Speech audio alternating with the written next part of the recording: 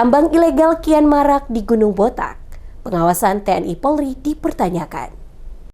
Aktivitas penambangan emas ilegal di kawasan Gunung Botak, Kabupaten Buru, Maluku kembali menjadi sorotan publik. Meski aparat TNI dan Polri telah ditetapkan untuk melakukan pengamanan dan pengawasan, praktik tambang tanpa izin dilaporkan masih terus berlangsung tanpa penindakan tegas. Pantauan di lapangan menunjukkan para penambang masih bebas beroperasi di sejumlah titik kawasan tambang. Kondisi ini terjadi meskipun terdapat pos-pos pengamanan yang dijaga aparat, yang seharusnya mampu menekan bahkan menghentikan aktivitas ilegal tersebut.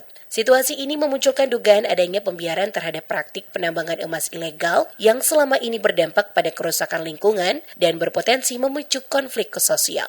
Masyarakat pun mempertanyakan keseriusan aparat dalam menegakkan hukum di kawasan yang sejak lama dikenal rawan aktivitas pertambangan tanpa izin.